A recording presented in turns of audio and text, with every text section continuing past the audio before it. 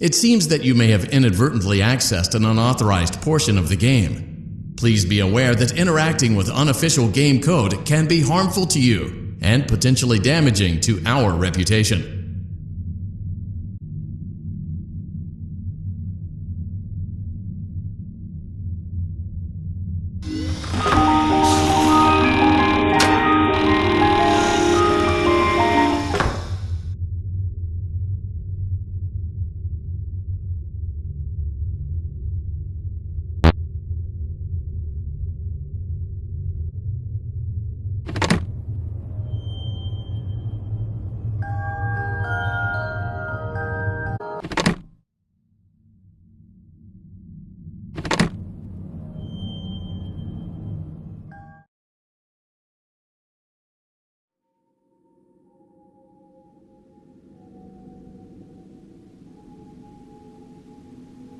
Hello?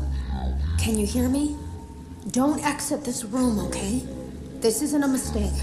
This room isn't a mistake. I had to hide these logs away from the core gameplay files, in a place that only a beta tester would look, and in a place where the files could be protected. I just really hope that the next development team finds this before the game is released to the public. This game has some kind of malicious code in it that we haven't been able to fully contain or even understand for that matter. We're over budget and out of time. But that's not the reason that we're shutting down. Listen, I have to keep this short so the file size will be small enough to fly under the radar. There are more. They may not be in order.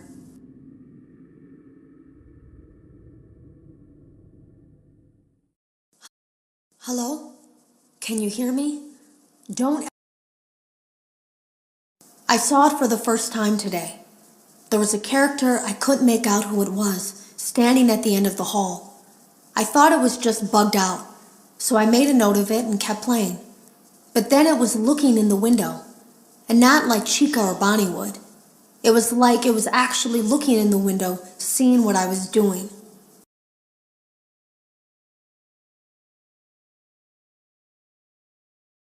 I heard a pretty heated conversation this morning between Dale, our manager, and someone else on the line.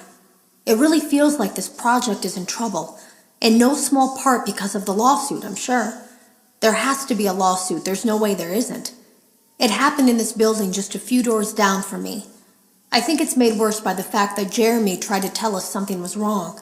But as a dev team, we all just saw it as a challenge to find what the problem was and fix it. Who could have known that? I have to go.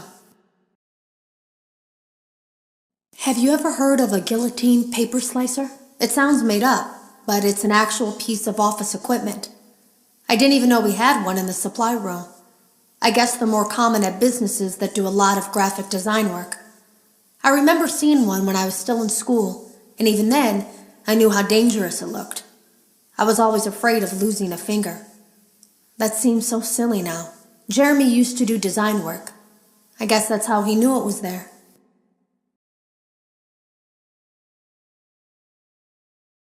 The drawers have been emptied out. Someone was here. I don't think it was spring cleaning either. No, there was plastic on the floor. Someone was definitely here during the night. It had to have been the client. I mean, they sent us that stuff in the first place with no explanation, told us to scan it, said it would expedite the process so we wouldn't need to program any pathfinding ourselves. It was a budget thing, I guess. It was just junk. Circuit boards and things like that. Looked pretty old. Somehow, though, there was usable code on some of it. It seemed to take hold by itself. Things started changing.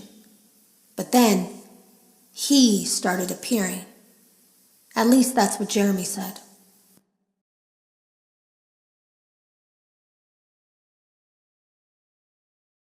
I came in early that morning. No one else was there. At least that's what I thought. The supply room was lit. I didn't even notice Jeremy standing in the testing room as I walked past. The supply room was so bright, glowing from all the way down the hall.